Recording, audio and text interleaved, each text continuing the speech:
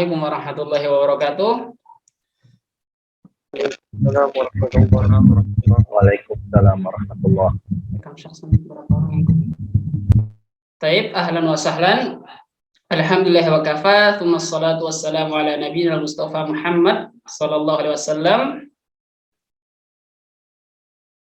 Taib, wa al-an maudu'una atau pembelajaran kita sekarang bahasa Arab. Wa aidon a'tadir, saya minta maaf karena pertemuan pertama belum sempat hadir atau belum sempat bergabung sama teman-teman untuk mengisi pembelajaran bahasa Arab. Dan mungkin Ustadz Asad yang kemarin sudah sampaikan metode atau cara pembelajaran kita dalam pembelajaran bahasa Arab yang kita lakukan atau yang kita akan ajarkan. Saya ulangin lagi, dalam metode bahasa Arab yang saya sering ajarkan atau yang cara yang dipakai Universitas Ar-Roya yang di Sukabumi, caranya yaitu dengan mempraktekkan hiwar yang ada di buku Benedek udah dikirim di grup. Sudah. Baik. Nanti kita akan latihan dengan membaca atau menghafal Benedek. Wa amrustani, dan yang kedua kita akan mengambil mufrodat atau kosakata yang ada di buku itu. Dan tahap ketiga yaitu menggunakan kosakata yang kita dapat dengan menggunakan atau membuat jumlah-jumlah keseharian yang dimana mufrodat yang kita dapat dalam pembelajaran bahasa Arab. Baik. Sampai di sini ada yang mau ditanyakan tentang metode?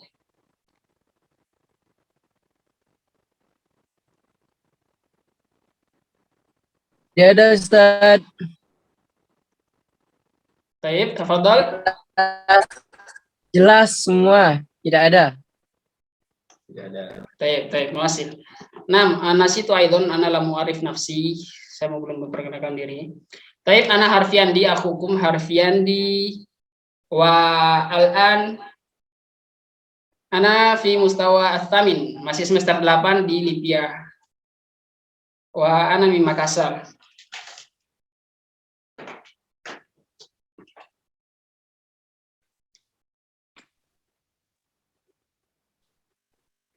Baik. Kaifa haluk Ustaz? Khair, alhamdulillah. Akhmaul. Ya. Oke, fahalukum. Bi khair walhamdulillah. Fi aina taskun Ustaz?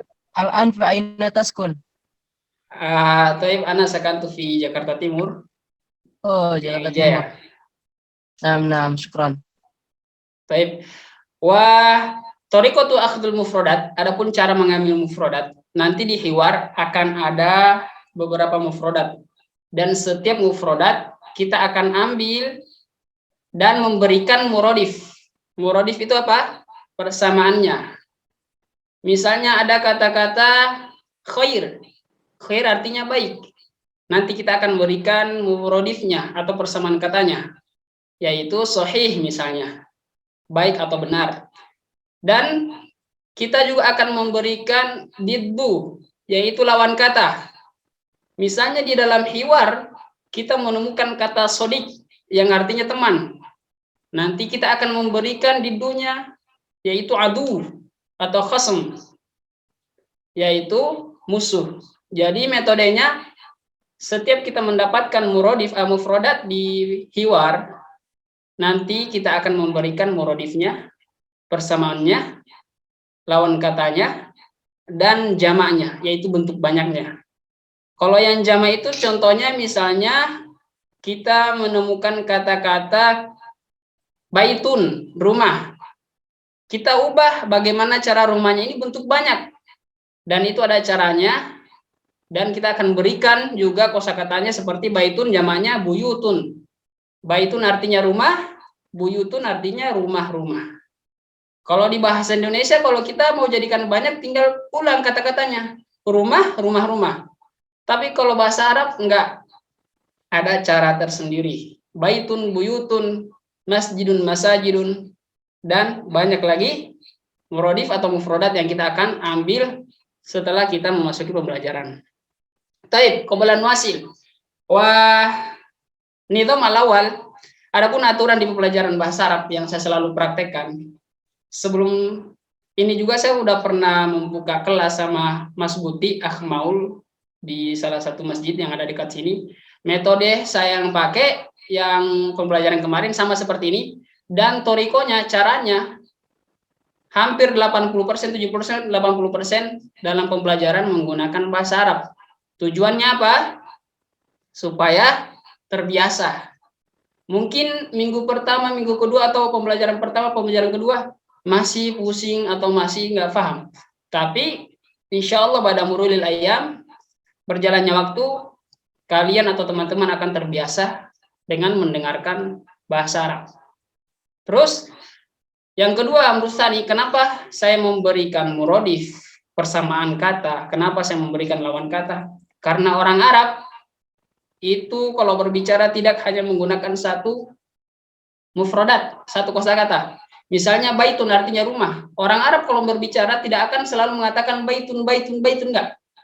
Bisa jadi menggunakan kata manzilun, artinya rumah juga. Jadi manzilun artinya rumah, baitun artinya rumah, darun artinya rumah. Jadi semua kosakata itu maknanya sama. Dan satu makna, tapi bahasa Arabnya beda.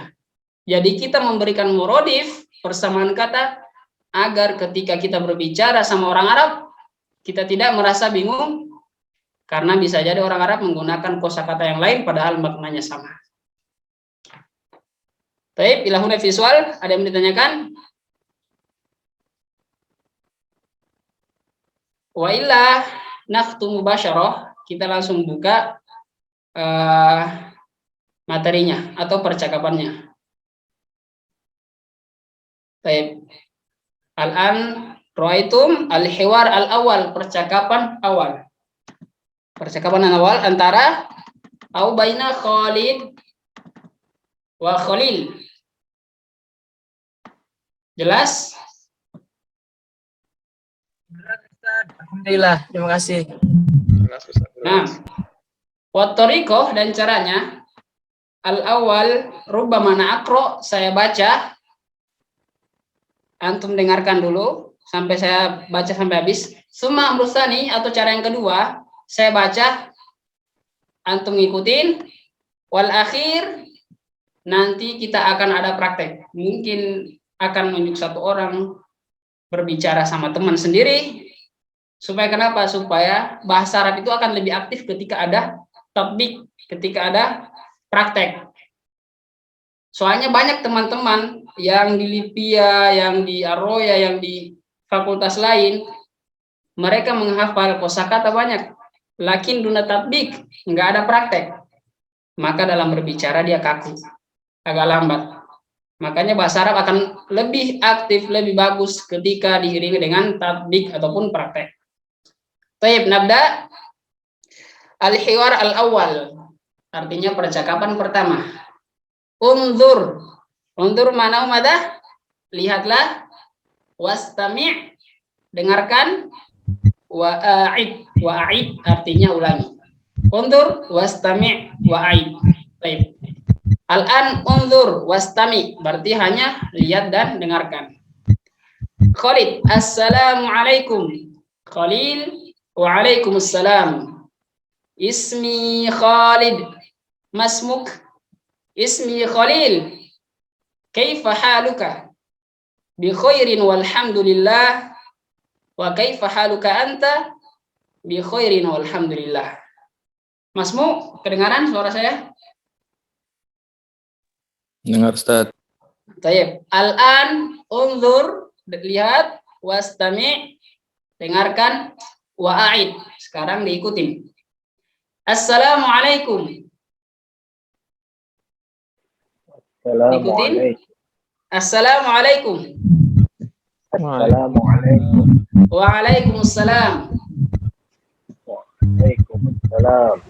Ismi Khalid. Masmuka? Ismi Khalid. Khalid, Ismi Khalil. Ismi Khalil. Kaifa haluka? Bikhair. Kaifa haluk? Bi khairin walhamdulillah. Khairin walhamdulillah. Wa kaifa haluka anta? Wa kaifa haluka anta? Bi khairin walhamdulillah. Baik. Khairin walhamdulillah. Rubbama ba'dhu minna, mungkin sebagian dari kita kayak lucu kalau bercakap kayak gini. Tapi sebenarnya ini kunci awal ketika kita berani berbicara, ketika kita berani praktek dari awal, dari ta'aruf, itu akan meringankan kita nanti ke depannya. Ya, jadi ketika hiwar atau ketika percakapan, praktek latihan itu jangan sampai ada rasa malu. Kenapa? Karena walaupun sebanyak bahasa Arab, sebanyak kosakata yang kita hafal, kalau misalnya malu dalam bercakap praktek, itu bahasa Arabnya akan kurang bagus.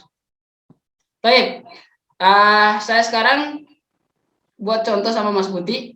Saya akan bercakap.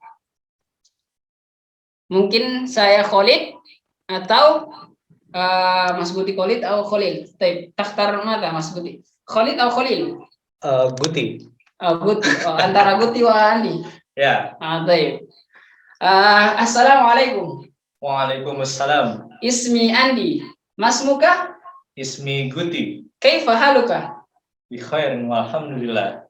Wa kaifa haluka anta? Bi khairin walhamdulillah. Masya Allah. Al-an nuqallib, kita putar. Ya, antum yang pertama, ana yang kedua. Oke, taib. Assalamualaikum. Waalaikumsalam. Ismi Guti. Mas muka. Ismi Andi. Kaifa haluk? Bi khairin walhamdulillah. Wa kaifa haluka anta? Bi khairin walhamdulillah. Nah, baik. Dengan cara ini lebih memudahkan atau lebih membantu dalam memanfaatkan mufrodat yang kita akan hafalkan nanti. Dan harus setiap orang usahakan punya teman yang dimana teman itu bisa kita ajak dalam murojaah. Kita ajak dalam bercakap bahasa Arab. Karena pengalaman saya setelah keluar dari pondok pesantren, di mana di dalam pesantren itu wajib berbahasa Arab, keluar pas tinggal di Jakarta nggak ada teman sama sekali. Adapun teman bahasanya bahasa Indonesia, dan mufrodat atau percakapan itu tiba-tiba mungkin akan berkurang kita hafal. Dan saya rasakan sekarang, udah 4 tahun tinggal di Jakarta, karena tidak adanya lingkungan yang mendukung, teman yang kurang bisa berbahasa Arab, jadi ketika berbicara bahasa Arab itu akan kaku.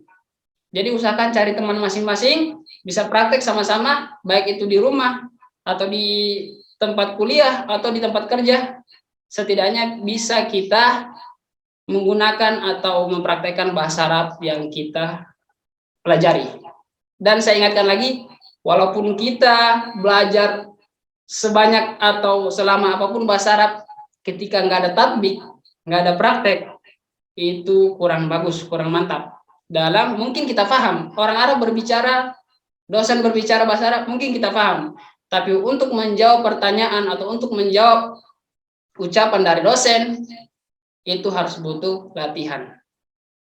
Baik. Al-an kita akan mengambil kosakata. Kosakata yang ada di hiwar. Tolong Mas Guti diarahin. Kita bisa.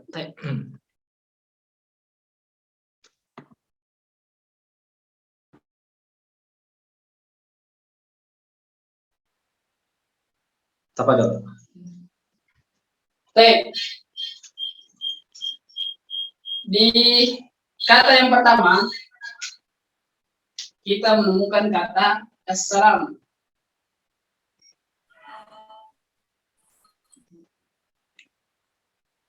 Assalam. Assalam artinya apa? Keselamatan.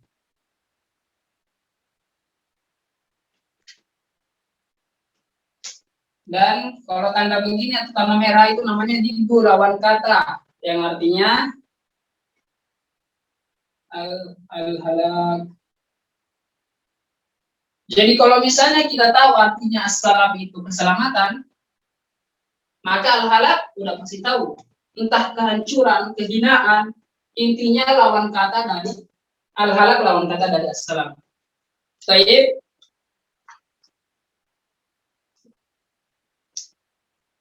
Terus yang kedua ada kata ismun atau masmuka. Ismun artinya nama. Kalau tanda jim bulat itu artinya bentuk banyak. Asma'un. Suara aneh kedengaran enggak? Kedengeran. Taib asma'un. Bedanya apa? Kalau ismun itu artinya nama. Cuman satu nama. Tapi kalau asma nama-nama. Makanya Allah mempunyai asma artinya nama-nama. Asma. Kalau misalnya mempunyai satu isim berarti satu nama aja. Tapi kalau asma berarti nama-nama lebih dari dua. Baik, misalnya saya tanya, Guti punya 3 asma, berarti Guti punya 3 nama. Kita panggilannya Guti atau kita panggilannya lain, punya 3 nama. Jadi artinya asma itu nama-nama. Baik. Di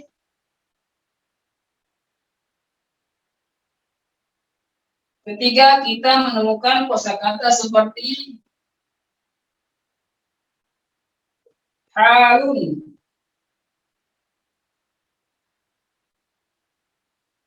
Halun artinya keadaan. Jamaknya atau bentuk banyaknya ahwalun. Ini bentuk banyaknya. Kalau saya tanya, kalau saya tanya, kaifa halu di Jakarta, gimana keadaannya di Jakarta? Atau nanya orang bebas, kaifa haluka? Gimana keadaan kamu? Tapi kalau misalnya ahwal itu banyak. Misalnya ada satu tempat yang kena musibah, kita tanya, misalnya kita tentukan di tempat siapa? Kaifa ahwal yang misalnya hampir kena musibah banjir. Kaifa ahwal hunak, gimana keadaannya di sana? Kita pakai kata ahwal. Kenapa? Karena kita banyak nanya keadaan, entah keadaannya masyarakatnya, keadaan kampungnya, atau keadaan yang lain. Intinya ahwal itu bentuknya banyak. Atau adapun muradifnya, kalau tanda sama dengan artinya muradif, persamaan. Ini tanda lawan kata. Lawan kata. Baik. Kalau ini bentuk banyak, jim. Bentuk banyak. Kalau ini persamaan. Muradif.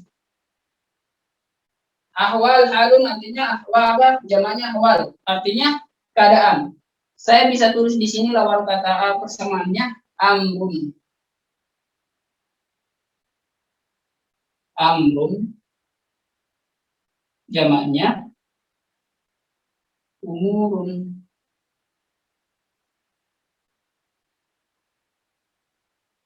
Baik. Artinya sama keadaan, tapi kalau ini lebih luas. Kalau yang di buku yang kita lihat, yang kita baca tadi, kaifa haluk, gimana keadaanmu? Itu hanya fokus di kesehatan, apakah dia baik, apakah dia sehat atau sakit. Kaifa haluk, kaifa haluka, gimana keadaanmu? Hanya fokus nanyakan keadaan, apakah dia sehat apa sakit. Tapi kalau saya tanya, kaifa amruka, gimana perkara urusan, bisa nanya kesehatan, bisa nanya kerjaan gimana, bisa nanya sekolahnya gimana, bisa nanya gimana keluarganya. Kalau ini lebih umum. Lebih umum. Kalau ini khusus kesehatan. Jadi kalau kita tanya teman, kaifa haluk, berarti jawabannya cuma satu, entah dia sakit atau sehat. Tapi kalau ini, kaifa amruk, pertanyaannya luas. Bisa jadi fulan bertemu sama temannya yang lama nggak ketemu, bisa nanya kaifa amruk, gimana urusan-urusan kamu, kesehatannya gimana, kerjaannya gimana, sekolahnya gimana. Ini lebih umum. Kaifa amruk, jamaknya umurun. Jadi halun artinya keadaan. Ini bentuk banyaknya keadaan-keadaan. Amrun bisa artinya keadaan, tapi lebih ke perkara. Tapi ini juga sudah masuk di sini. Jamaknya umurun, perkara-perkara. Baik. Habis itu kita akan masukkan kata khairun. Khairun artinya sehat atau baik. Dan kita akan kasih persamaannya sahihun. Una komunitas ini.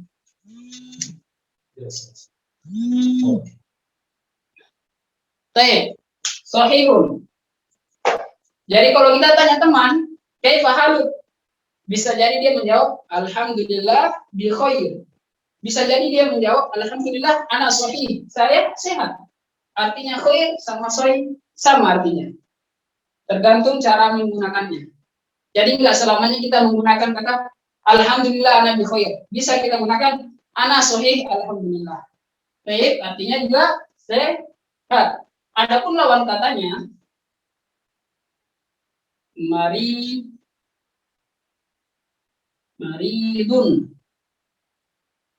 Maridun artinya sakit.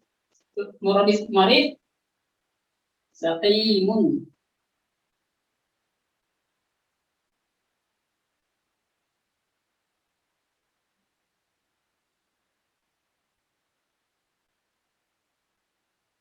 Baik. Artinya sehat, baik. Karena ini tandanya muradif, persamaan sama artinya. Ini tandanya lawan kata itu artinya sakit. Ini tandanya persamaan maridun berarti sakit. Baik, saya ulangin. Assalam artinya keselamatan dan diberikan tanda kayak gini lawan kata berarti lawan kata dari assalam. Entah kehancuran, kebinasaan. Baik. Ismun artinya nama. Tandanya bentuknya banyak berarti nama-nama. Oke. Yang ketiga halun. Artinya keadaan dalam bentuk banyak disebut keadaan-keadaan yaitu ahwalun. Muradifnya persamaan katanya amrun. Dan jamak dari amrun bentuk banyak dari amrun atau umurun.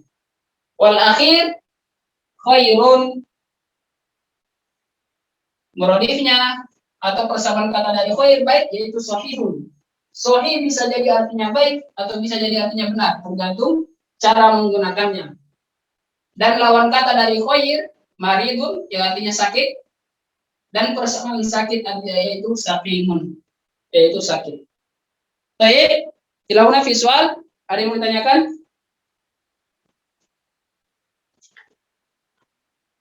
Ada.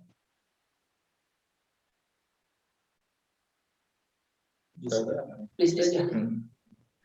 Tapi teman-teman, ada yang ingin bertanya atau ada yang ingin ditanyakan atau mungkin ada yang sudah mulai pusing? Ustaz, izin bertanya. Ya, tafadhol Mas Habib. Untuk biasanya kalau kita pertama yang apa ya, bukan kata-kata bukan, jadi bukan apa ya bentuk aslinya, jadi kita kadang harus nyari di kamus itu susah. Itu gimana ya cara kita nyari di kamus dan untuk mengetahui kata awalnya itu, dan terus juga untuk jama itu apakah jama itu ada seperti itu? Maaf Mas Habib, boleh diulang karena suaranya sedikit putus-putus nih. Apa sinyal saya kali ya? Ya, ini kayak kita kan bisa ada mufradat nih di bahasa Arab kan. Ada mufradat di bahasa Arab. Kadang mufradat itu terbentuk dari apa ya? Dari maksudnya kata awalnya kita nggak tahu gitu loh. Jadi ada kata awalnya kita nggak tahu, itu cara kita cari tahunya itu seperti apa gitu. Jadi udah bentuk lain dari cara mengetahui mufradat dalam bentuk lainnya gitu. Pertanyaan duluan apa? Ya, maksudnya cari artinya seperti kurang ini juga. Baik, pertanyaan kedua atau saya jawab dulu pertanyaan Ya, kedua? boleh. Baik, yang ditanyakan bagaimana sih caranya kita menemukan atau ketika kita menemukan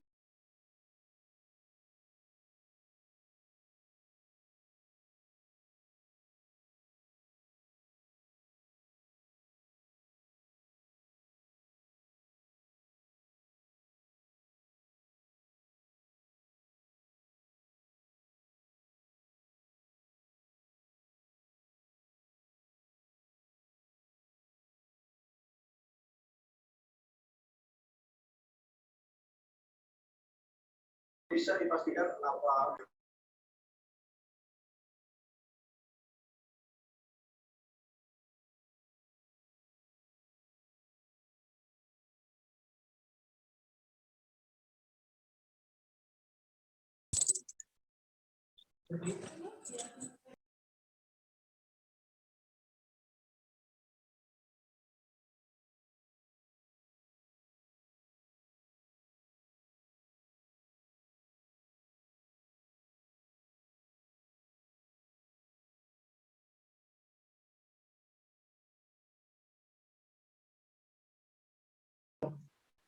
Lupa di akhir. Baik, saya ulangi. Ketika kita menemukan satu kosakata di buku yang pernah mungkin kita baca atau kita dengar dari syekh atau dari dosen atau dari mana, kita kembalikan ke kata mufradnya. Ya, kata mufradnya. Misalnya kita menemukan di Al-Quran misalnya kata asma dan kita nggak tahu artinya asma itu apa. Kita buka kamus dan kalau kita ingin menemukan kata asma atau artinya asma itu di kamus tersebut, kita harus kembali ke kata dasarnya.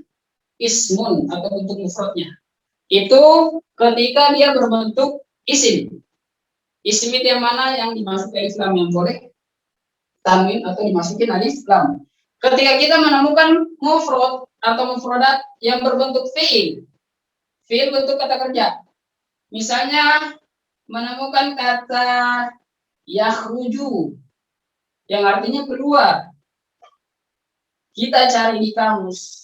Kita tidak akan menemukan kecuali kita ubah ke bentuk fiil madinya, yaitu khoroja. Atau misalnya kita menemukan fiil amr, ukhruj. Ukhruj. Kita harus mengembalikan kata dasarnya ke fiil madhi. Ya. Jadi untuk isim, contohnya isim kayak ini, kita bisa mengetahui di kamus letaknya di mana ketika kita mengembalikan kata mufradnya bentuk satunya. Tapi kalau kita menemukan fiil, kita akan menemukan di kamus ketika kita kembalikan ke fiil madinya. Dan menjadi pertanyaan, bagaimana kita mengetahui ini jamak atau mufrad, ini fiil mudhari, ini fiil madhi, ini fiil amr? Mungkin pertanyaan itu akan bisa dijawab ketika di pertemuan-pertemuan selanjutnya. Karena di awal pasti kita akan menemukan banyak problem, masalah, pertanyaan, dan nggak mungkin kita langsung jawab semua. Karena metode pembelajaran yang baik ketika kita jalan bertahap, sedikit demi sedikit. Ketika ada pertanyaan yang mungkin pembahasannya di akhir, dan itu lebih bagus kita jawab ketika udah sampai di babnya. Setiap saya ngajar, baik di privat ataupun di kelas-kelas bahasa Arab, saya selalu mengatakan kepada yang saya ajar atau kepada teman-teman yang saya ajar, saya selalu mengatakan akan ada pertanyaan dari kalian, mungkin saya nggak jawab sekarang karena bukan pembahasannya. Karena mungkin ada beberapa dari teman yang ikut sekarang pernah belajar bahasa Arab, yang mungkin pemahamannya sudah jauh. Ketika saya jawab, kasihan yang lain, yang mungkin benar-benar dari nol. Jadi kalau bisa kita sama-sama bersabar sampai emang kita bertemu dengan pembahasan yang mungkin ditanyakan atau yang akan ditanyakan. Baik, ada lagi pertanyaan?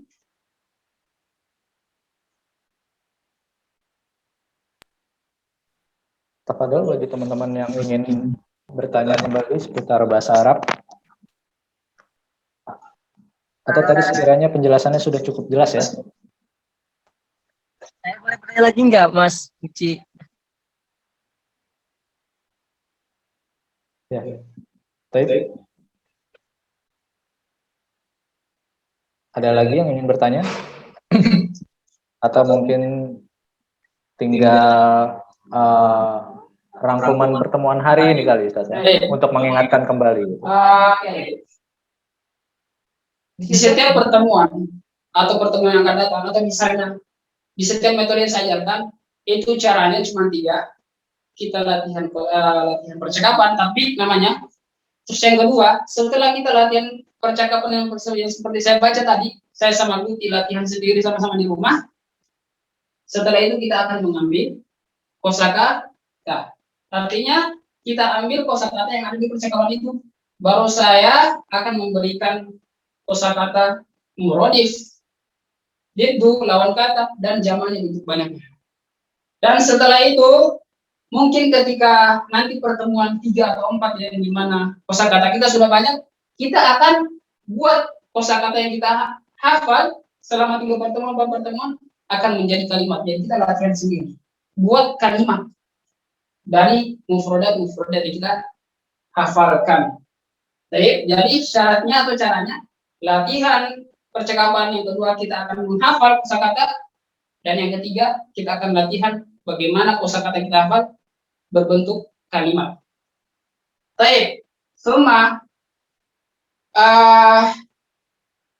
mungkin setiap pertemuan atau pertemuan yang akan datang, saya akan menanyakan mufrodat yang kita hafal hari ini. Misalnya di pertemuan setelahnya, saya akan bertanya, assalam, lawan katanya apa? Tinggal dijawab al-halal. Ismun, bentuk banyaknya apa? Jamannya apa? Asma. Halun, jamannya apa? Ahwalun. Murodifnya halun apa? Persamaannya amrun. Jamannya amrun apa? Umurun. Khairun, persamaannya apa? Sahihun. Khairun, lawan katanya apa? Maridun. Maridun, persamaannya apa? Sakinun.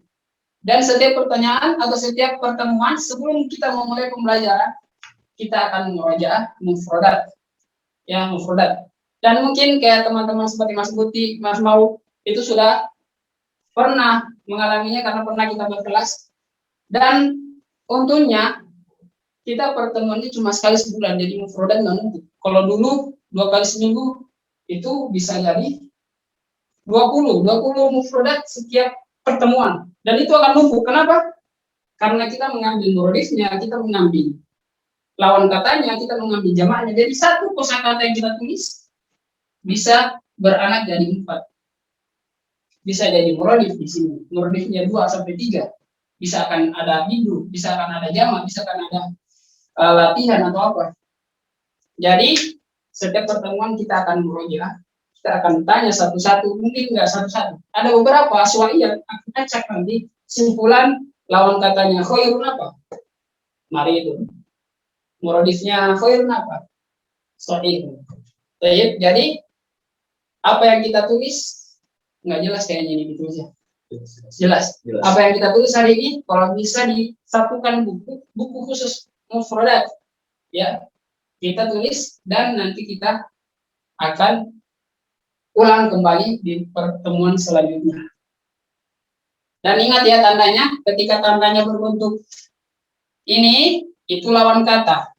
Diddu, lawan kata. Kalau tandanya gini, itu murodif. Murodif yang artinya persamaan. Dan ketika tandanya gini, itu artinya jam'un, jamaknya untuk banyaknya. Oke. Jadi simpel, ketika saya nulis bahasa Arab, di sini satu kosakata yang kita tahu artinya yang pertama tahu aja. Baik atau sehat. Dengan melihat tanda ini kita sudah tahu artinya ini apa. Karena persamaan berarti artinya sama, baik. Dengan melihat tanda ini kita sudah tahu artinya ini apa. Kenapa? Lawan kata dari baik atau sehat berarti sakit. Dengan melihat tanda ini pas, jadi kita hanya main tanda. Ketika kita paham tandanya, kita akan paham arti dari kosakata tersebut. Baik, dilakukan visual dan penilaian lagi.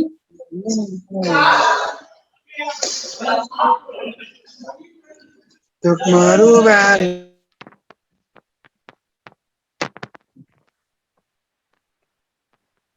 Ya, baik. Teman-teman ada yang ingin ditanyakan kembali sebelum kita akhiri pertemuan kita pada siang hari ini?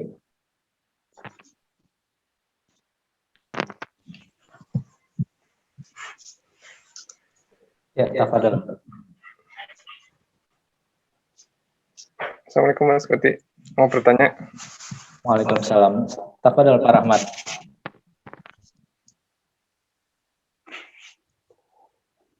Jelas suara saya Mas Kuti? Jelas. Suara saya jelas? Jelas, Pak. Jelas suara saya? Jelas? Jelas, Pak, jelas. Mas Mu. Assalamualaikum Ustaz Andi. Waalaikumsalam warahmatullahi. Pada kenyataannya kalau kita berbicara bahasa Arab, setahu saya kan ada dua jenis bahasa. Pertama bahasa fusha, Baik, kedua yang mereka gunakan bahasa amiyah. baik. Kalau kita mungkin menggunakan bahasa amiyah mungkin di ranah akademik ya, mungkin di kampus-kampus deh. Kalau amiyah, Ya, fusha fusha, mungkin baik. di kampus-kampus itu ya, Iya, di kampus. atau di bahasa-bahasa yang resmi. Iya, resmi. Tapi kenyataannya kan di sana, misalnya di Saudi atau di Mesir, itu ada bahasa amiyahnya yang mungkin kalau kita lihat, terdengar jauh berbeda dengan yang kita pelajari. Misalnya, saya tahu misalnya, orang Mesir. Baik. Ismak katanya, Ismak gitu. Itu kan ada, itu salah satunya. Yang kalau kita orang baru belajar bahasa Arab yang standar itu susah. Sangat sulit. Jadi bagaimana kita bisa memahami cara cepat kita bisa memahami ucapan mereka. Misalnya kita sudah mengetahui nih cara berbahasa dengan bahasa Arab yang fusha. Baik. Terus kita kebetulan misalnya, kita kebetulan ke sana, terus kita gunakan bahasa fusha, rata-rata mungkin nggak semua orang ngerti ya. Apalagi Oke, iya. orang-orang awam gitu ya. Oke. Terus kita ditanya, ismak gitu misalnya. Kita bingung apa yang kita man ismuka misalnya. Itu bagaimana? Apakah ada trik tertentu untuk menguasai hal itu dengan mudah gitu? Kan masing-masing Arab tuh beda tuh bahasa amiyahnya macam-macam itu. Mungkin itu aja Ustaz. Assalamualaikum warahmatullahi wabarakatuh. Saya bisa jawab ya. Yang pertama, ketika kita menggunakan bahasa fusha dimanapun kita, kemarin teman saya sempat tadi itu ke Mekah 2 bulan lamanya. Sampai di Mekah, dia buat video dan katanya di Mekah buat video dilarang.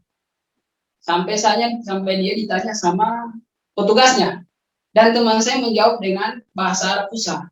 Dan petugas itu langsung menjawab, hal anta tolib, apakah kamu mahasiswa? Karena hanya mahasiswa yang menggunakan bahasa fusha. Jadi, yang pertama ketika kita berbiasa bahasa fusha, pertama mengangkat derajat kita. Karena kenapa? Kita penuntut, kita seorang pelajar. Dan yang kedua, adapun ketika kita misalnya, Ustaz, saya udah belajar bahasa fusha, tahu-taunya sampai di luar sana pakai bahasa amiyah. Sama juga dengan bahasa Indonesia pada dasarnya. Orang Jawa datang ke Jakarta, tidak mungkin dia menggunakan bahasa Jawa. Yang kenapa? Pasti akan kembali pada bahasa Indonesia supaya semua orang paham. Ya, kecuali memang benar-benar nggak belajar bahasa Indonesia, yang terbiasa dengan bahasa kampungnya. Jadi bahasa Arab fusha sendiri itu kayak fungsi pertamanya supaya orang Arab kembali sama-sama paham, atau bahasa sentral, bahasa utama. Jadi ketika kita di mana kita menggunakan bahasa Arab, itu orang pelajar atau orang yang terdidik atau orang yang kuliah pasti akan paham, kecuali orang yang belajar. Terus yang menjadi pertanyaan, gimana caranya orang amiyah gimana caranya mereka paham? Pertanyaannya, jangan sampai kita yang rugi, mereka yang rugi. Kenapa? Karena mereka nggak belajar bahasa utama, bahasa Arab. Dan untuk belajar bahasa amiyah sendiri itu nggak butuh kursus, nggak butuh harus kekuliahan. Maaf, ini suaranya kurang jelas, Mas host, Mas Guti. Suara penjelasannya kurang terdengar karena sangat jauh ya, mungkin sumber suara dengan bisa dideketin lagi gitu. Jadi Ustadz Andinya bicara sambil duduk biasa, jadi suaranya kenceng.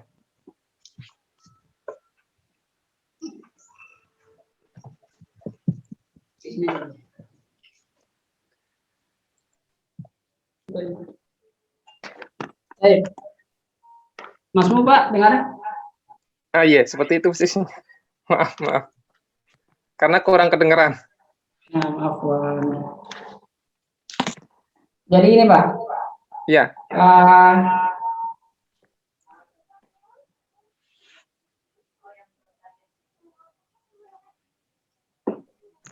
untuk belajar bahasa Fusha sendiri, emang itu kita harus belajar entah di kampus, entah di kuliah, atau entah kursus, karena itu emang bahasa resmi.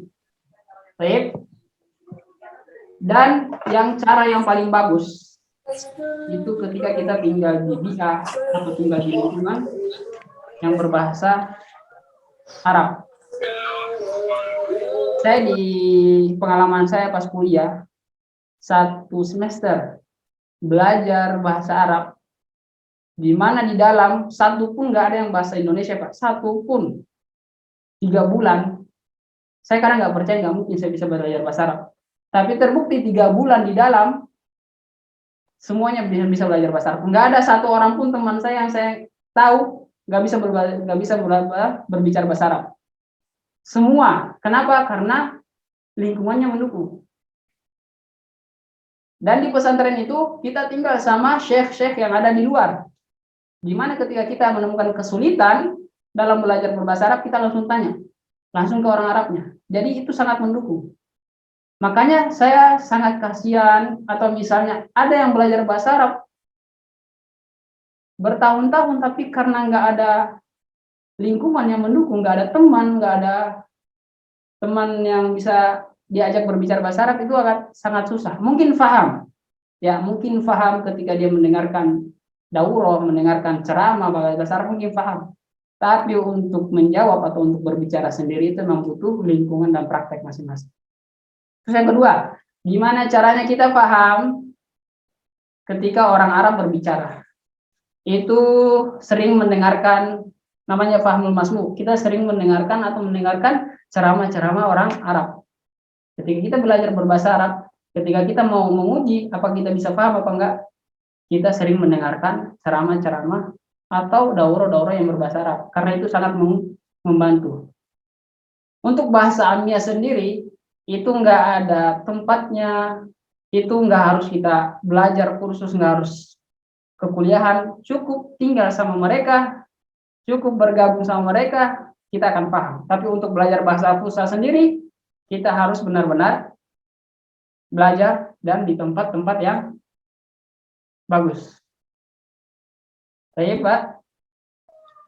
Ya, paham. Artinya kalau bahasa Amiyah mah kalau kita di lingkungannya pasti bisa gitu ya. Artinya memang tidak kita butuhkan gitu artinya. Ya. Ya, syukur Ustaz. Fahim. Jadi ada juga cerita, Pak.